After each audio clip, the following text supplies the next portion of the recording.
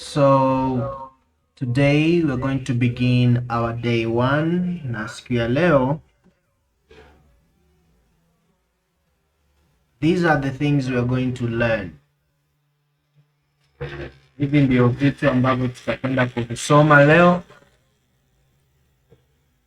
in the day one, all about market analysis. So we're going to see how to read the market structure,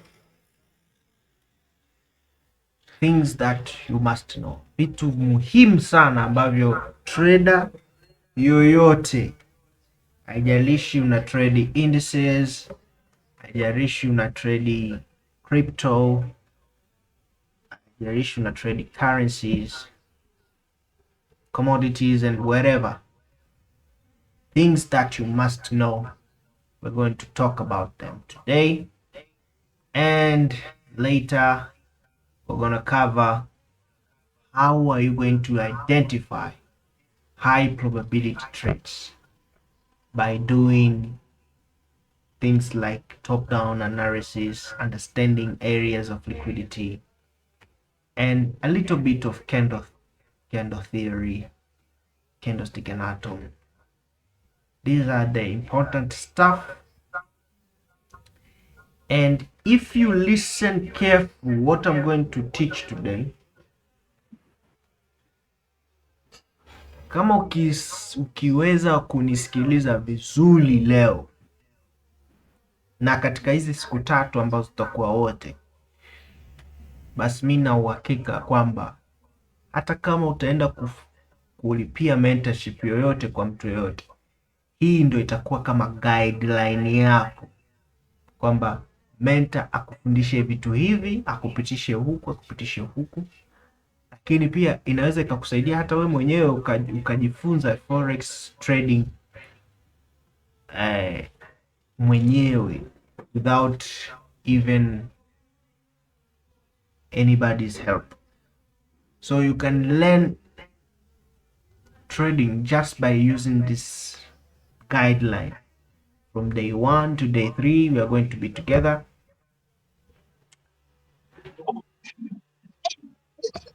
studying these things.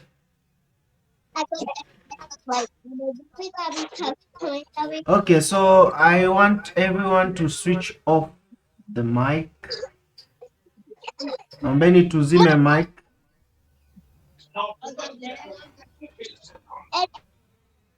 Naombeni tuzime mic jamani, tuzime mic niwe nasikika mimi tu.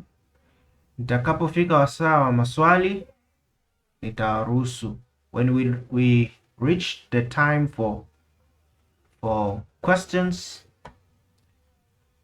I'll allow. So first of all, disclaimer.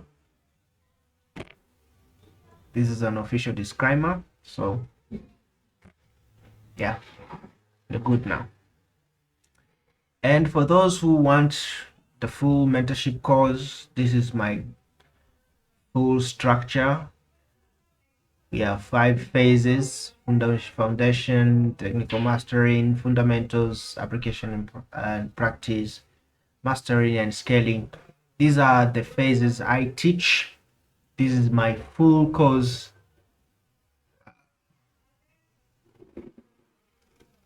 Full course program. So for those who are interested, you can just DM me on WhatsApp and we'll talk about it. So let's begin now.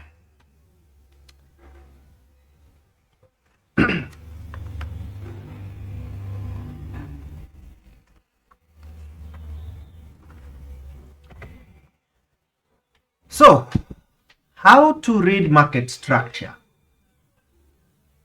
Najua wengi tumejifunza vitu vingi, lakini kuna vitu ambavyo trader unatakiwa kuvijifunza. Mimi sitaongelea vitu vingi because in my masterclass, market structure yangu mimi ninavyoifundisha ni tofauti na watu wengine wanavyoifundisha. This is my masterclass market structure. This is how I teach every topics here is all about market structure, but I'm going to give you some simple stuff. So this is a very complex one, so I'm going to give you some important stuff that you as a trader, you must know them. You do not have to ignore this. I mean, utakiwi hata kuviacha kuvitazama hivi vitu. Cha kwanza kabisa, the first thing are the basics. Basics. What am I talking about? First, you need to know the market movements. Tunajua kabisa market huwa ina movement tatu. Number one, bullish market structure. We have the bearish market structure, and we have the consolidation, or sometimes we call it ranging, sometimes we call it accumulation. It has so many names.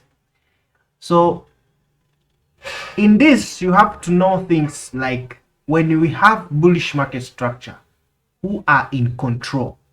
Because bullish market structure is all about market going, printing higher highs and higher lows, the series of higher highs and higher lows. So when you experience break of structure, tunapopata break of structure kwenda juu, yani market inapokuwa inavunja zile highs ambazo zinatengenezwa na market inavunja inatengeneza high nyingine, tunajua kwamba market inafanya bullish market structure ama uptrend wanasema, si ndio?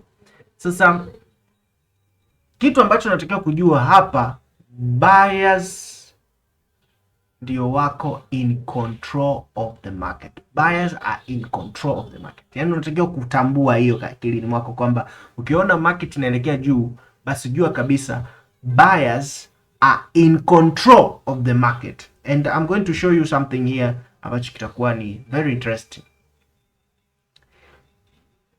And when you see a bearish market or a downtrend, you have to know that sellers are in control of the market. This is when you see market closing down and creating new lows. So when you see market printing the series of lows, that means the market is trying to tell you that sellers are in control. Hicho kitu kwanza tukielewe. And then when you see a consolidation, that means both buyers and sellers are accumulated together in one specific time. Yani sellers na buyers wote wako katika muda mmoja wa maamuzi. Ndio maana tunakuta market ina range sideways. It does not close above, it does not close below. So when you see this, you have to know that both buyers and sellers are linked together. There is no one in control of the market. There is no one in control of the market. Sasa hii pia tunayo namna ya kuitrade, kwa sababu sometimes unaweza ukakuta consolidation, sometimes you may find a consolidation and you find a break and you start looking for sales, but you see the market going up. But sometimes you may see a break below and the market will go down. So there are conditions. We have conditions on which break is a true break, which break is just a sweep of liquidity. So I'm not going to talk about this, but for now unatakiwa tu kuelewa kwamba kwenye consolidation market structure sellers and buyers wako linked together. Hamna mtu ambaye yuko in control of the market. Sasa utajuaje market ikivunja hiyo high ama hiyo low kwamba mmoja wapo kaingia in control? Hiyo kitu sitoiongelea katika hii session. So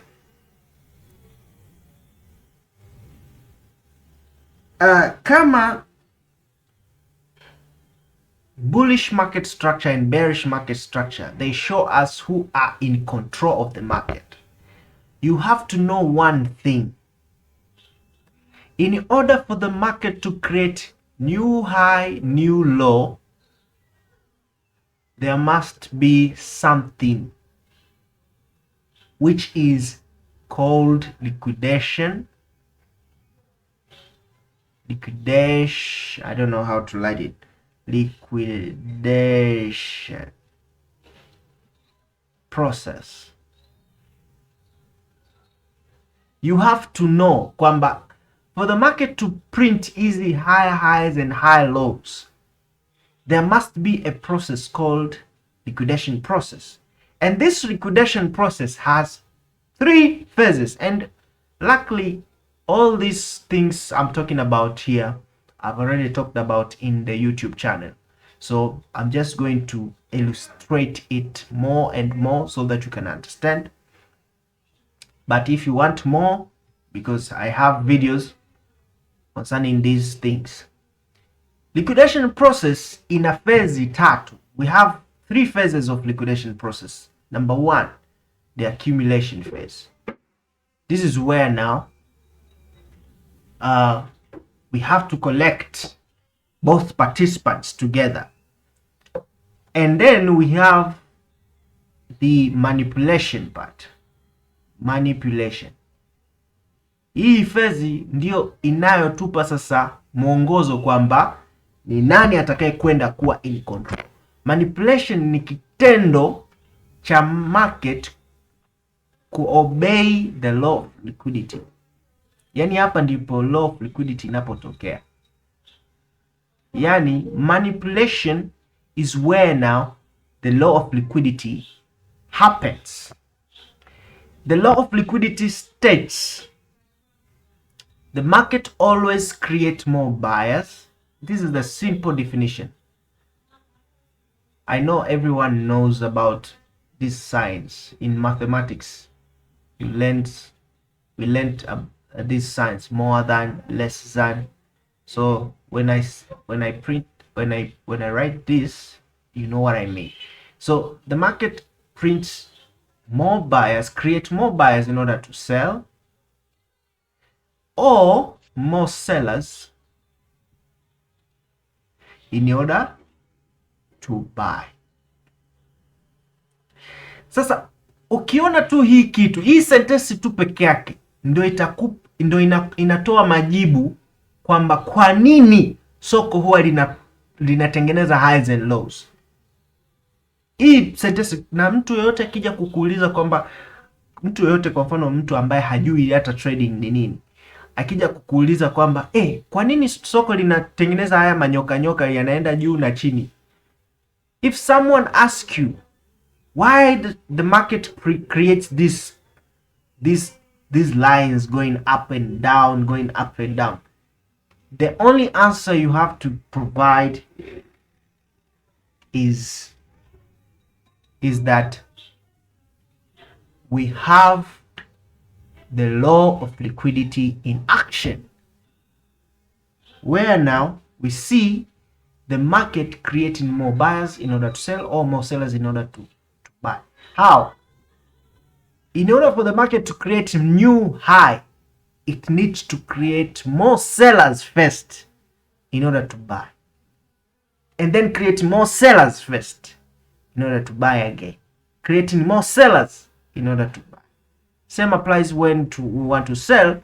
We need to create more buyers in order to sell, more buyers in order to sell, more buyers in order to sell. That's why we have highs and lows. That's a very simple definition. Hiyo ndo maana halisi ya kwa nini tunazo highs and lows market. Kama kutakuwa na mtu ambaye ana sababu nyingine zaidi, it's okay, but what I know concerning the reason why we have highs and lows, this is the reason. So after knowing that, after knowing these things,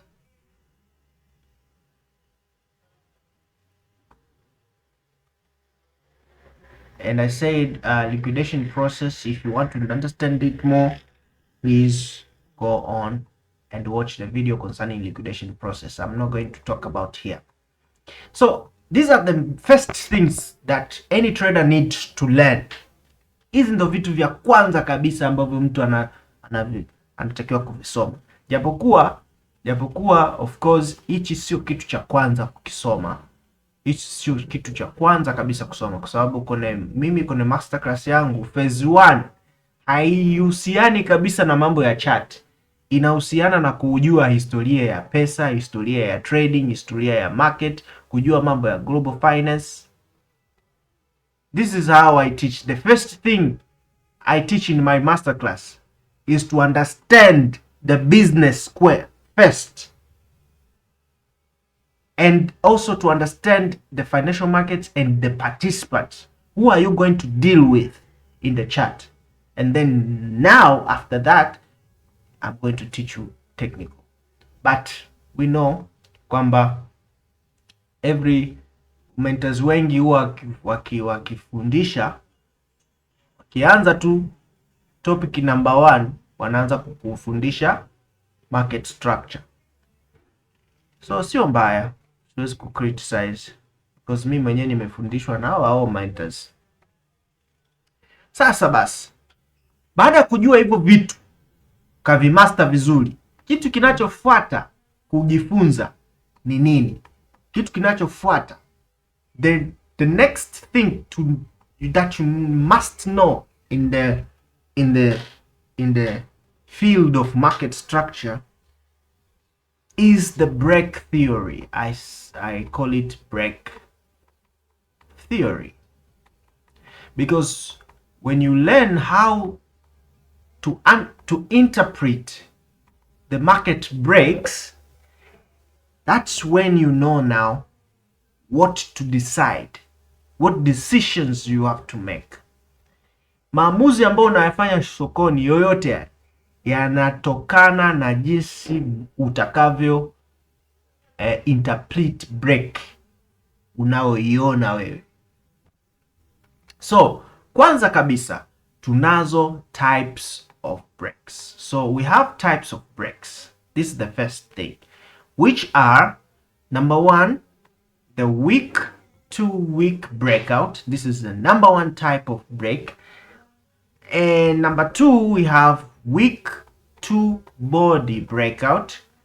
And number 3 is body to body breakout. So these are the 3 types of breaks that you need to master. And every break here tells a story.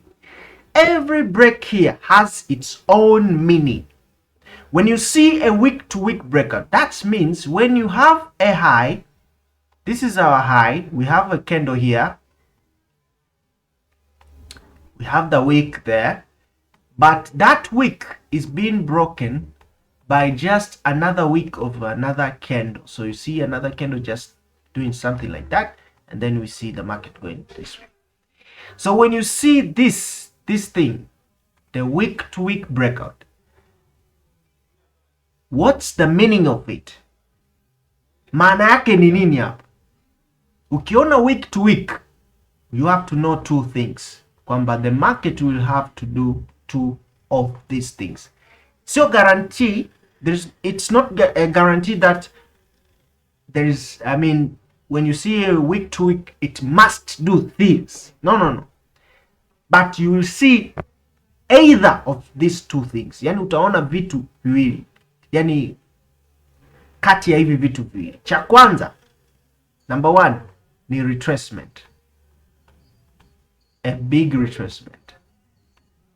Ndo pale unakuta market imevunja tu kwa wiki and then ina retrace tu hivi kidogo, and then later on unakuta imevunja kwa body.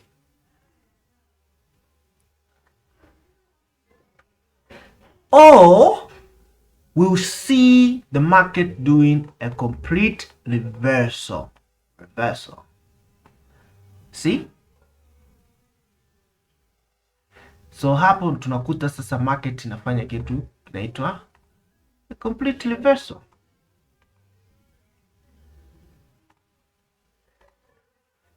Kwa hiyo ukiona week to week, jua vitu kati ya hivyo vitu viwili. Sasa utajuaje kwamba the market itafanya retracement tu ama market itafanya reversal tu? Hicho kitu sitokiongelea hapa, lakini just know kwamba hivi vitu viwili vinaweza kutokea. So the way unatakiwa kuangalia the market ni kuangalia sasa market kishafanya hicho kitu, kitatengenezwa kitu gani hapo. Labda tu kwa kuwasaidia ni kwamba kama unataka kujua kwamba itafanya reversal, if this is the 4-hour time frame, maybe if you go to the lower time frame, which is the 30 minutes, if you see the market doing a change of character with inside formation, that is a reversal sign. A reversal sign. That's number one reversal sign. Number two reversal sign is when an FTA fails. And we are going to talk about FTA. When an FTA fails, that's another thing of reversal. But a retracement is when you just see something like this. We have a week to week, but the market is just doing something like this, creating break of structure, and the market testing the areas of liquidity inside that major structure. That is just a reversal. Then the market will continue, but it's not a guarantee. Those are just sneak peek of what happens when you see week to week. And then you have number two, a week to body. This is when we have an information where the market is telling us that we are about to perform a continuation. But it's not just going to be a continuation. It can be a retracement followed by a continuation. What do I mean? Market ikishavunja kwa body, we have a candle closing here by body. Okay? When you see the market closing here by body, that means the market imeverify utawala wa hawa buyers walioingia hapa. That's why we have these terms called invalidation,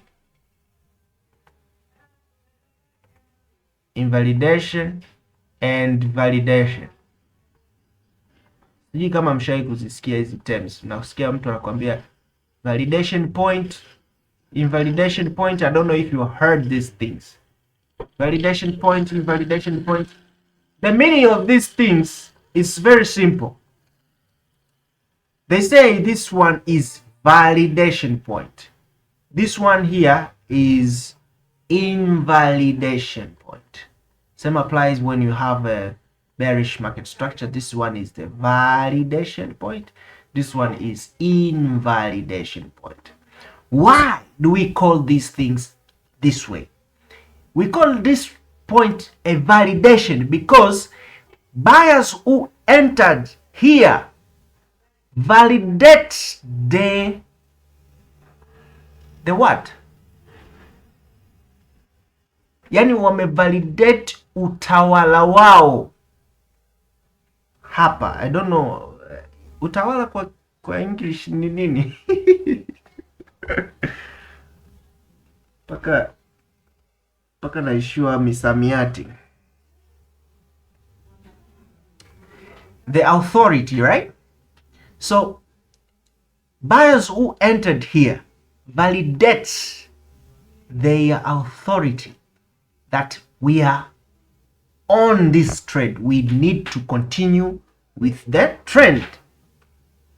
But why do we call this invalidation? Is when the market tries to do a thing called a change of character. Meaning, when we have an uptrend like this and then the market breaks the lower high, meaning this is the change of character or transition.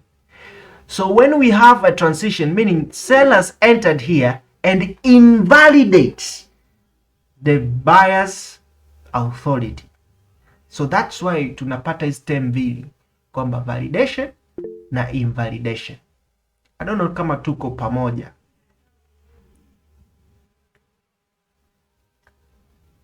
I don't know kama tuko pamoja.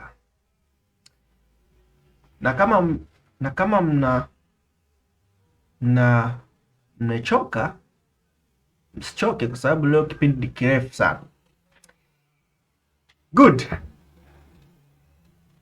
So hizo ndo kwa nini tunapata hizo term mbili kwamba validation and invalidation. Kwa sasa market inapovunja kwa body, when we have a weak two body breakout, meaning if we are in the uptrend, meaning buyers are still in control. So we may see things like this. Maybe the market will do a retracement and then continuation, making a new high. Or sometimes when you see a weak to body, unakuta tu market inaendelea, hairudi ndani. Hapo unakuta watu wanasema market imebreak hapa na haijarudi ndani. Ni kwa sababu kuna situation market huaga inafanya na ina depend kuna volume time, masuala ya market session, masuala ya fundamentals. Unakuta market imevunja structure na unaiona structure ni nzuri kabisa, unasema hii ni unyama, lakini baba hairudi ndani. Unaweza kukaa wiki na wiki haijarudi ndani. Usilaumu, ni vile tu market inakuwa na factors mbalimbali. So these are the things you need to know. And then we have the last one, which is body to body. This is where you remove all the wicks and you just place bodies. Yani ni pale body inapovunjwa na body nyingine. Hii sipendagi sana kuifundisha kwa sababu if you want to learn body to body break, then you have to learn line chart. Because if we go to the chart like this one, let me show you something. If we go to the chart like this, and then we mark, for example, this one is our break of structure here, right? Then this is a break of structure. This is a weak to body break. Okay. Now, if we mark here below, that is our body to body, because this body was broken by this body. But why do I say if you learn body to body break, you have to also learn line chart? Because if you mark bodies, it's like you mark the line chart. It's like you are using the line chart. So hiyo sio ya kuizingatia sana, lakini izingatie kwa maana ya kwamba unataka kuongeza knowledge. Sawa Sasa katika hizo types of break unatakiwa kuunderstand vitu viwili, kwamba kuna types of break hizi hapa, pia tunazo aina nyingine ambazo tunasema kwamba sawa, hizi ni aina za break, lakini we have two kinds of break where we have a BOS, meaning a break of structure, or some people call it MBS, maybe a market structure break, MSB, market structure break, some people can say like that. So this is the break of structures. This is where the market creates a new high or a new low, like this. This is a BOS. But a change of character or a transition,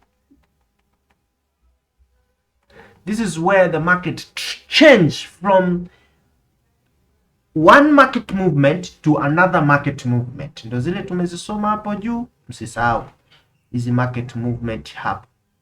market inaondoka kutoka kwenye labda bearish inaanza kwenda kwenye bullish, ama inatoka kwenye bullish inaanza kwenda kwenye bearish. Hizi ni two kinds of break you need to understand. Na usicomplicate mambo. These are the only things you need to know. Sio uanze tena kujifunza sijui aina gani tena za mabreki. Jifunze hizi mbili, two kinds, these two types and these two kinds, basi unakuwa umeimaliza.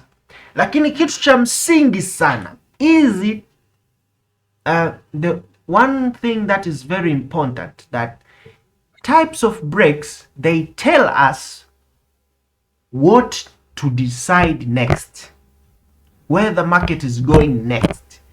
Types of break, they tell us where the market is going next. But we have another thing which is called the nature of break.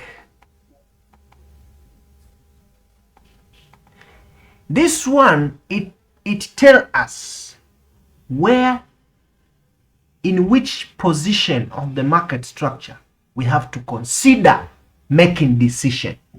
Yani hii ndo inatuonesha sasa ni sehemu gani kwenye chart tunatakiwa sisi tupambane napo hapo, kwa sababu unapopata a break like this, when you have a break like this, we all know that the market will come this way and then will move up, but we don't know which part of this structure will the market go. Hatujui kwamba ni part gani ya hii structure ndio the market itaenda kuchukua hapo. Sasa ili kujua hicho kitu ni lazima tujue the nature of break, na nature tunazo tatu. Ya kwanza sudden break, na hii kitu nimeifundisha kwenye YouTube, kwa hiyo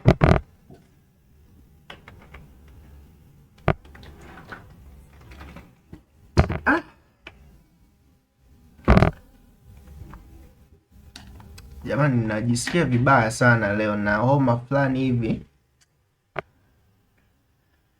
Kwa hiyo yani mwili wangu hauko sawa kabisa yani.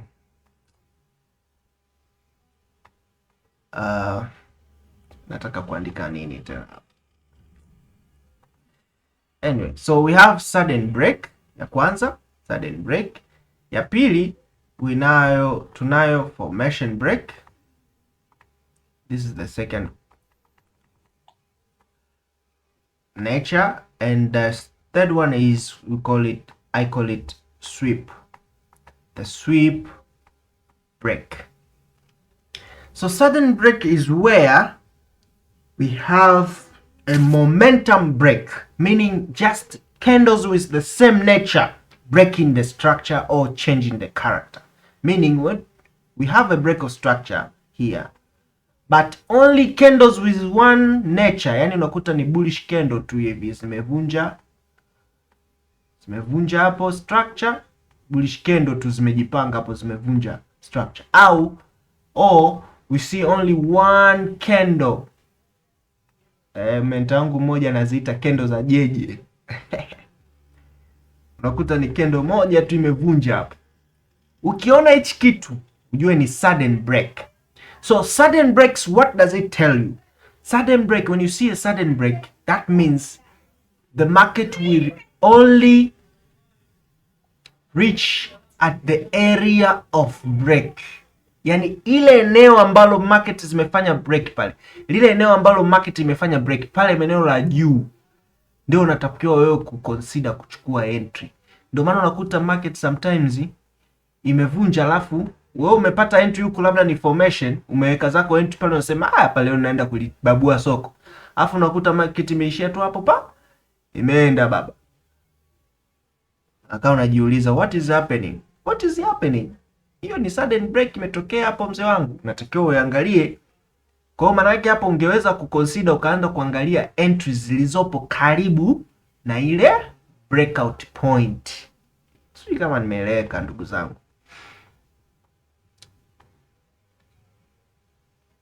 That is sudden break. Formation break is when the market is breaking by creating formation inside formations, minor structures inside. It can be like that, it can be like this, it can be like this,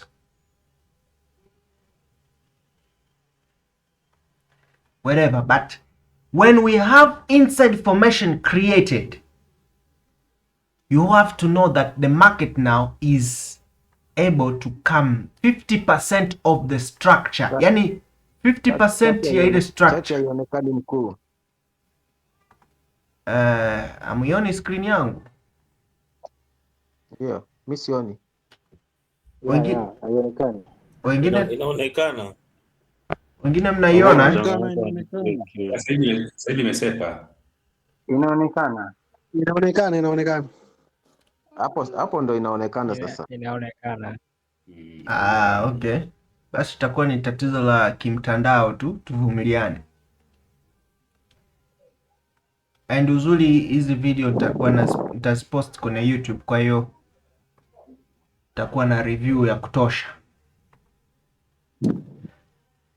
Sasa basi, ukiona formation break manake 50% ya ile structure ulio mark, jua kabisa market inaweza ikaja mule. Japo kwa sio guarantee, lakini mara nyingi market inakuja 50% ya ile structure. Kwa hiyo manake unaenda kutafuta kama ni liquidity engineering, kama ni formation, kama ni zone flip humo ndani, unaenda unachukua.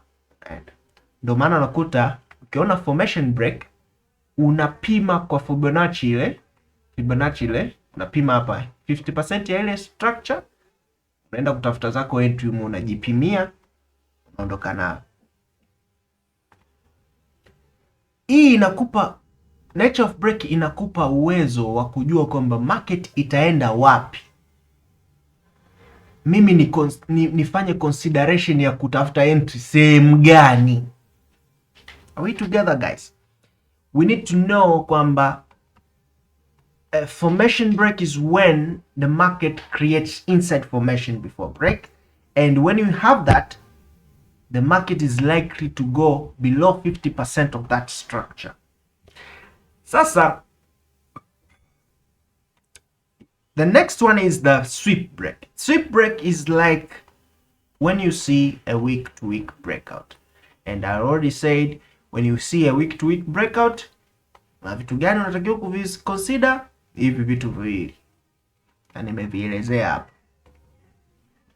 Kwa hiyo hichi ndio the break theory, yani hii ndio break theory. Hii yote ni break theory, unatakiwa kuielewa sana. And then the last thing kwenye maswala ya market structure, kitu ambacho unatakiwa kukielewa sana, the last thing that you must know is the issue of time frame.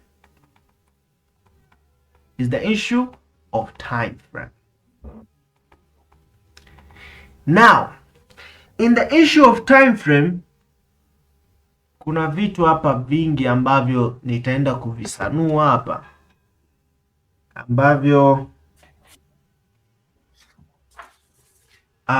yani vitakuwa na majibu makubwa sana ya watu. Sasa, in the issue of time frame, we have two ways of identifying time frame coordination. First, you can use the general coordination. The general coordination, this is like the mother of all time frame coordination. Whenever you see a time frame coordination that is different than this one, you have to know it is just a what? Yani ni kama vile wameiga kutoka, wametohoa Kiswahili sahihi hapa, kutoka kwenye general coordination. So the general coordination is like the mother of all time frame coordination. Sasa in the general coordination we have two things. We have two series, not things. We have two series. The first one is the the monthly series and the weekly series, in which the monthly coordinates with the daily coordinates with the 1 hour, the 1 hour coordinates with the 15, weekly coordinates with the 4 hour, 4 hour coordinates with the what? The 30 coordinates with the 5. And we have the universal time frame. Why do we call them universal time frame? Because they can apply in both series, which is the 5, the 3, and the 1. And I'm going to show you how to use them. But this one is the what? The constant time frame. It's what we call constant time frame. Why do we call it constant? Because this is the time frame that you supposed to start your analysis. The time frame that you start analyzing the chart. That is your constant time frame. Ile time frame ya kwanza kabisa ambayo unaanza kufanyia analysis, hiyo ndio constant time frame. So haijalishi, inaweza kuwa ni daily, inaweza kuwa ni 1 hour, nitaelezea hapo kidogo chini yake. And then the next one is what we call situation 1. The third one is what we call situation 2 or entry, nitaelezea hapo, na hii tunaita ni entry point. Lakini this universal time frame, these are what we call refinement time frame. Hizi ni the time frames za kurefine tu. Kwa nini tunasema situation 1? Why do we say it's situation 1? This is the time frame where you're going to confirm all the information that you get in the constant time. So if you go to the weekly and you say, okay, the weekly is going to buy, in order for you to buy, you have to confirm first. Ndio maana nitawapa hapa vitu vya consider kwenye time frame coordination. Kila trader anatakiwa kuwa nayo. And then situation 2, meaning you're going to refine the confirmation, and then you can use it as entry kama ipo ndani ya risk yako, and then unaweza ukatumia hizi time frame kama zipo ndani ya risk yako, lakini kama risk bado ni kubwa ndio unaenda ku refine. So this is a general coordination, but there is one problem in this time frame coordination. There is one problem. What if I want to scalp? What if I want to scalp? What if I want to just do an intraday? Sasa kama mtu anataka kuscalp, anataka kufanya intraday tu, je, huyo mtu anayetaka kuscalp anatakiwa kweli kwenda kwenye monthly? Hilo ni swali la kujiuliza. Yaani mtu anataka tu kuscalp yeye ndani ya dakika 10-30, mtu awe ameshatoka kwenye trade, anawaza mambo mengine. Sasa huyo mtu kweli anatakiwa aanze monthly kweli? Itakuwa sio ideal. Yaani hiyo itakuwa sio ideal. So the solution to this is to define these types of traders according to time frame. So we have so many types of traders, but we have only 3 which are the main one. We have the swing trader, we have the intraday traders, intraday, and we have scalpers. So how are we going to define these types of traders according to time frame? So for swing traders, of course, we have other types of traders. We have positional traders. Positional traders, these are traders who hold entries for more than 3 months. You can see someone holding for 6 months, just one entry. We have those types of traders. Okay? So swing traders, these are one who hold more than 3 days, okay? Up to a week. All right? So these traders can use the same coordination ilivyo, yani kama ilivyo hivi wataitumia hivyo hivyo, so they can start the analysis in the monthly and so on, or the weekly and so on. But for an intraday, things change. If you want to use the monthly series, you'll start your analysis in the daily, and then the 1 hour, and then the 15, and then you'll add another time frame. I'm going to show you why, which is the 5. And then we have, if you want to use the weekly series, you'll start with the 4 hour and the 30, the 5, and you add 1 time frame from the universal time frame to complete 4 time frame cycle. If you are a scalper, these are the time frame you need to start. If you need to use the monthly series, you will start in the 1 hour, then 15, then 5, then 3. If you are using the weekly series, you will start in the 30 minutes, and then 5, 3, and 1 to complete those 4 time frame cycle. So sasa hapa tushapata majibu kwamba kwa scalper sasa atatumia hivi, kwa intraday atatumia hivi, na swing trader atatumia hivi. Understand ya? Good. Hapo tutakuwa tumemaliza. Lakini sasa hizi zote ni time frame. Sasa ili wewe uitwe, ili wewe uingie entry yoyote trader, yani hichi naomba mnisikilize kwa umakini sana. I need you to listen this carefully. What I'm going to say here is very important. For any trader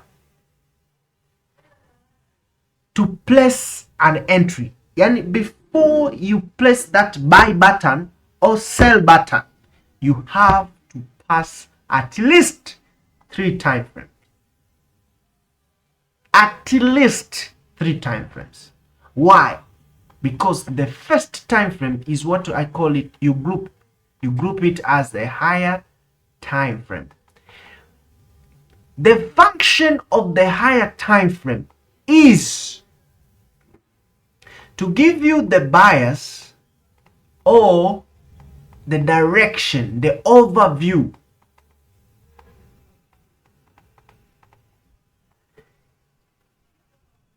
Hii ndio time frame ambayo inakupa wewe mwongozo ya kwa nini soko litatoka hapa, litaenda hapa, litatoka hapa, litaenda hapa. The higher time frame. And I will say, if you hear me mentioning higher time frame, you have to know nimeanzia daily, weekly or monthly. These are higher time frame.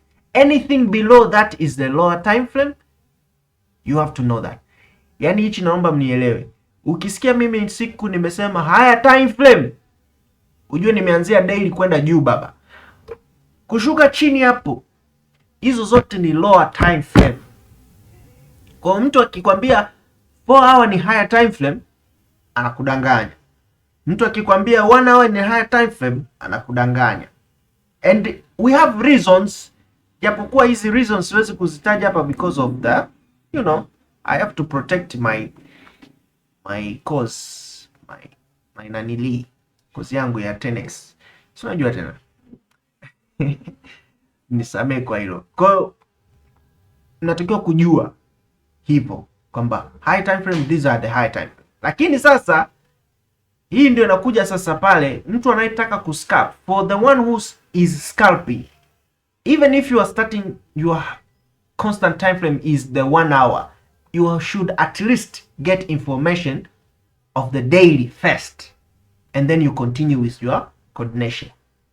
Even if you are using 4 hour, you at least get the information of the daily first.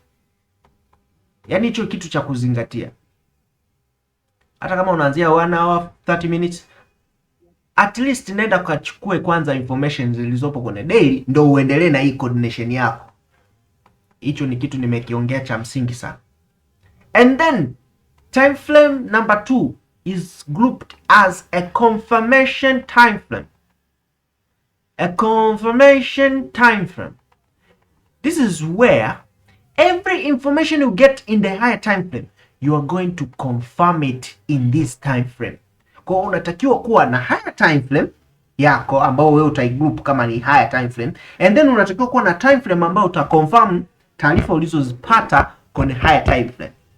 And then the last one is an entry time frame. Ndio uwe sasa na entry. Kwa usiingie tu kwenye market alafu kaingia na entry. No. Pita katika hizi series kwanza. And then mtu anaweza ka-add time frame ya 4, ndio maana tuna 4 time frame cycle. You can add the last one, which is the refinement time frame. The time frame you are going to refine. If your entry is having a lot of risk, you cannot risk that amount of pips, then you can refine it to get something with low risk. Tumeelewana paka hapo Jua tumeelewana. Sasa basi, hicho ndo kitu cha msingi kukizingatia kwenye masuala mazima ya time frame. Hiyo ni time frame coordination ambao wewe kila mtu anatakiwa kuielewa. Sitowafundisha time frame coordination nyingine kwa sababu nitakuwa na wachanganya, lakini this is the one you need to know. It's a must. And then kabla tujaendelea sasa kwenye part ya mwisho ya identifying high probability trades, niwape kahistoria kidogo. Kwa nini hizi time frame coordination zilikuwa coordinated this way? Why traders coordinated, why these time frames were coordinated this way? Why can't I just go from monthly to 4 hour? Why I have to go from 1 month to daily? Why?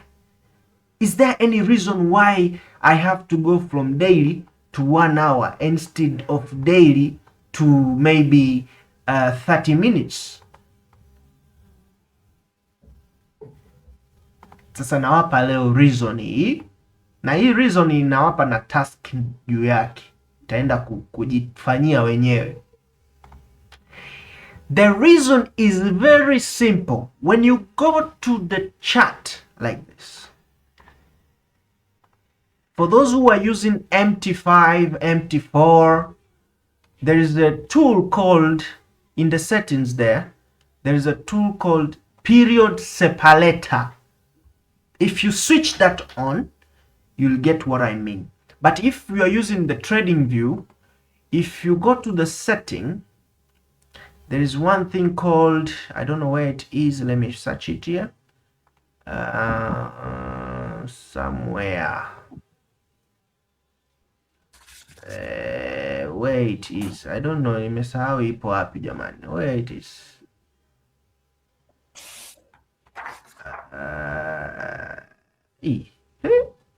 sioni, inaitwa session nini, session break, I don't know, kwenye trading view.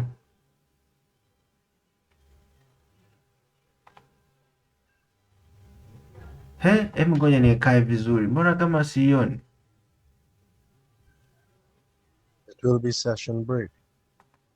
Yeah, session break. Where is it? Is it from trading? I don't know. Yes, it's right somewhere in there. Where is it? Where is it? Or you can go to events. Oh, event, yeah. And then I don't see anything. Is it event? Something like this. Yes, I think it is this one. I don't know. Yes, that's it. Yes, it's supposed to be No. there. This is like for news. There is one. I don't know where it is. Au hiyo setting wameiondoa kwenye nanili. I don't know. I can't see it. Something like session, kitu kama hicho session. Anyway, nikikumbuka nitawaambia, but the way it is when you go to the MT5, you see something like this, the period separator. What it means is you find lines like this, okay? The dotted lines separating periods, okay? So those periods are very important. This is the reason why this time frame coordination are coordinated this way. So we have point A, we have point B, we have point C, D. Now, if you are in the daily time frame, if your chart is in the daily time frame, you will see from point A to B, that is a monthly period. So that means every daily cycle, the daily cycle you see, it makes one candle of the monthly. If you go, same applies if you go to maybe 30 minutes, okay? From point 1 to the second point, from point B to C, you see every action in there makes one candle of the 4 hour. Just try this and you'll see. So that means this 30 minutes cycle is related to one candle of the 4 hour. So that's why hichi ndio kitu ambacho kimesababisha hizi time frames zicoordinate hivi tunavyoziona na sio vingine. Sasa kama ulikuwa hujui, nimekusanua hii hapa. Alright, so we learned a lot of things which are very important. Now let's go to the second part of our today's lesson, which is identifying probability, high probability trades. It is easy. First of all,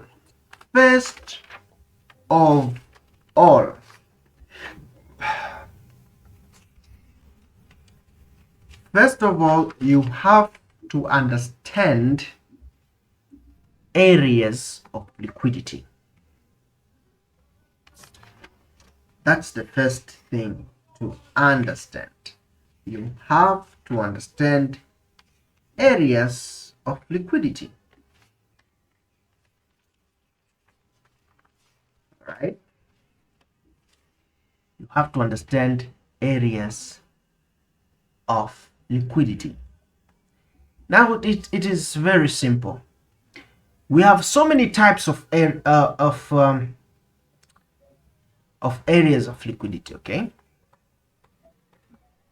So many types of areas of liquidity, but I'm going to teach you only one, which is very important.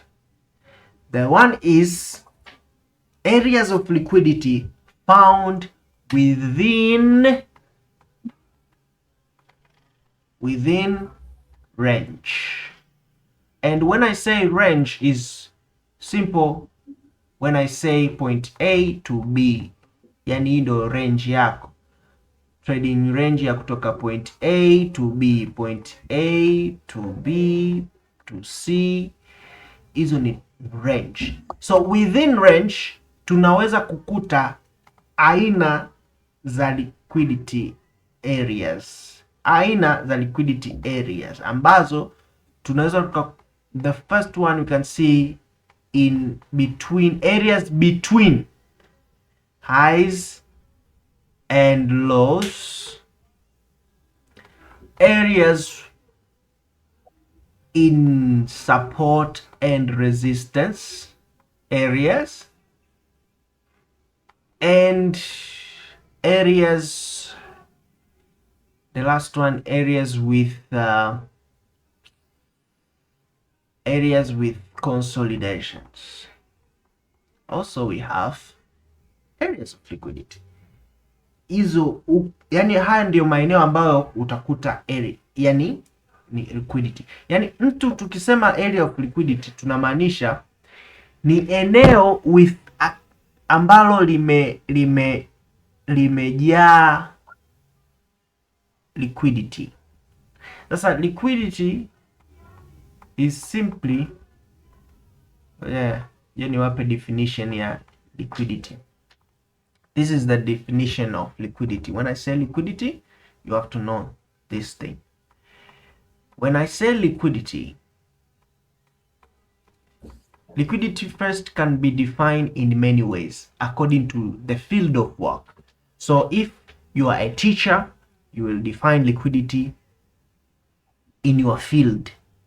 If you are a doctor, you'll define the liquidity as a doctor. Liquidity inaweza kadefiniwa in many ways. If you are a scientist, wherever. But if as traders, how are we going to define liquidity? Liquidity is simply orders. Orders. Zile order unazoziweka sokoni ya kubuy, ya kuseli. Buy or sell orders. Na hizi order huwa zipo katika mifumo mitatu. Ya kwanza tunaita limit orders. Ndio zile mtu unaweka buy limit, sell limit. And then we have stop orders, which we all know kuna ile stop orders, yani buy stop, sell stop. And we can have those market execution ambapo mtu ana place order, ana buy hapo hapo, ana sell hapo hapo, yani akipress tu kile kidude cha buy ina activate moja kwa moja. So hii ndio simple definition ya liquidity. Kwa hiyo liquidity is a simple orders. So areas of liquidity manake ni areas with a lot of orders. Simple like that. So areas with a lot of orders, we can find them in between highs and lows. Yani mtu kifanya high and low, high and low, in between here, this is our area of liquidity. In areas of support and resistance, meaning when we have a support or a resistance here, this is our area of liquidity, or sometimes you can call it a POI, point of interest. Together, yeah? That way. So these are the areas of liquidity. But I'm not going to show you, I'm not going to teach you some types of areas of liquidity. Just to know these are the areas of liquidity. Haya ndio maeneo ambayo utaenda kufanyia kutafuta entry. Ninajisikia vibaya sana ndugu zangu. I don't know shida ni na shida gani leo, yani najisikia vibaya sana.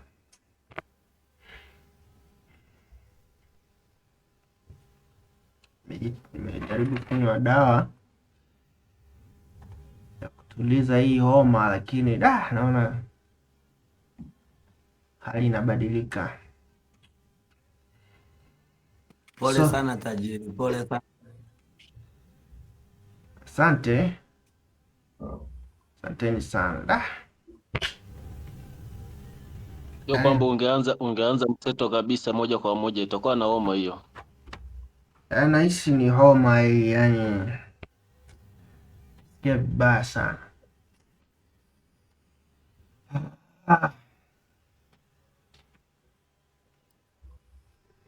Si nimekula kitu kimenipa allergy, I don't know.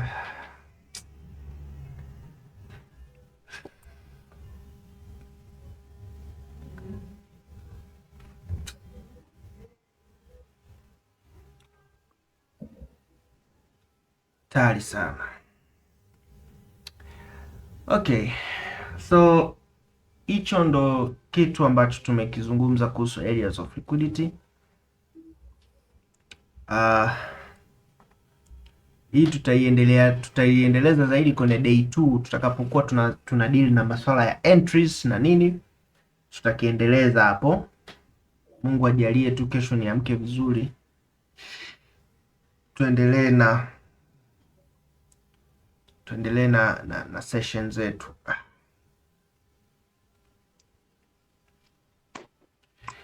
Sawa, sasa baada ya kujua area of liquidity, kuna kitu ambacho natakiwa kukifahamu, candle theory. Sasa kwa nini mimi nafundisha sana candlestick anatomy na watu wengi nawafundisha candlestick anatomy? Ni kwa sababu hizi candles they tell something, na hapa sitowafundisha in detail kwa sababu hii nitawapa offer. Nitaenda kuwapa a free full lesson ya candlestick anatomy kutoka kwenye masterclass.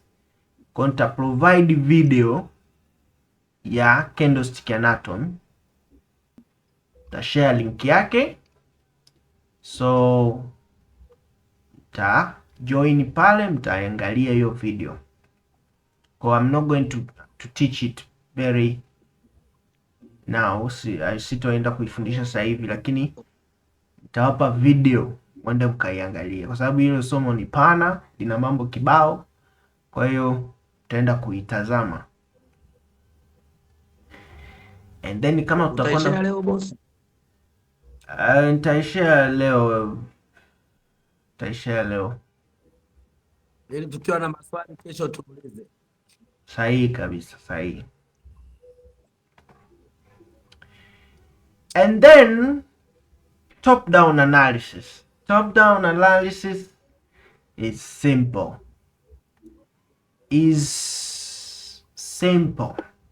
Top down analysis ni kitendo cha kufuata hii kanuni hapa.